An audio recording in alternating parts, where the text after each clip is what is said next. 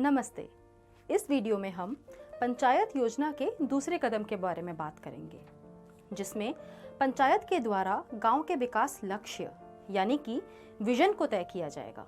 दोस्तों, लक्ष्य तय करने का मतलब है पंचायत अपनी बैठक में आने वाले सालों में गांव की और लोगों की जरूरतों को ध्यान में रखकर अपने लक्ष्य निर्धारित करे। आप समझ रहे हैं ना? यहाँ पंचायत को पूरे गांव के लोगों और आने वाले समय के बारे में सोच विचार करना है। हमारे देश के संविधान की 11वीं अनुसूची को ध्यान में रखते हुए पंचायत को सामाजिक न्याय एवं आर्थिक विकास की जिम्मेदारी दी गई है और उस जिम्मेदारी को निभाने के लिए पंचायत को संवैधानिक सत्ता भी दी गई है। मतलब पंचायत को सामाजिक न्याय और आर्थिक विकास दोनों पर काम करना है और इसके लिए उनको दिए गए 29 विषयों पर खास ध्यान देना होगा। आपको पता होना चाहिए कि संविधान की 11वीं अनुसूची क्या है। ये अनुसूची संविधान में 73वें संवैधानिक संशोधन 1993 के द्वारा जोड़ी गई है। इसमें पंचायती राज संस्थाओं को कार्य करने के लिए 29 विषय प्रदान किए गए हैं। आपको ये 29 विषय स्क्रीन पर दिख रहे होंगे।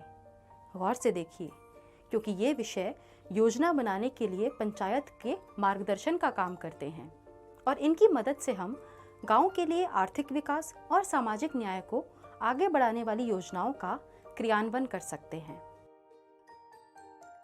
विकास का लक्ष्य तय करने के लिए पंचायत और समिति को सबसे पहले अपने गांव को अगले 10-20 साल में कहां देखना चाहते हैं वो तय करना होगा।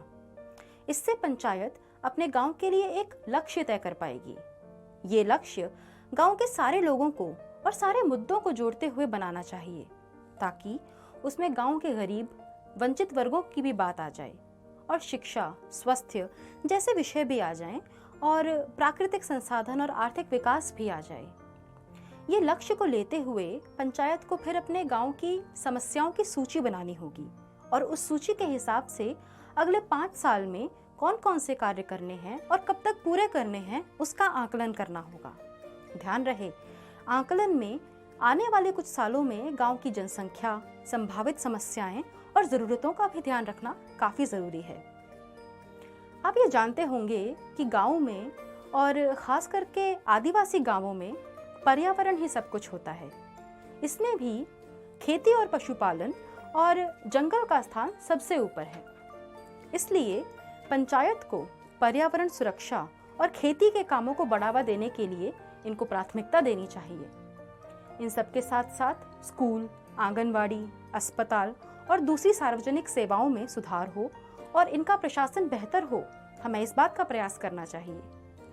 सबसे जरूरी बात है कि ग्राम पंचायतों द्वारा किए जाने वाले कामों में विकेंद्रीकरण की प्रक्रिया को बढ़ावा देना चाहिए, क्योंकि विकेंद्रीकरण की गांवों के विकास में बहुत महत्वपूर्ण भूमिका है।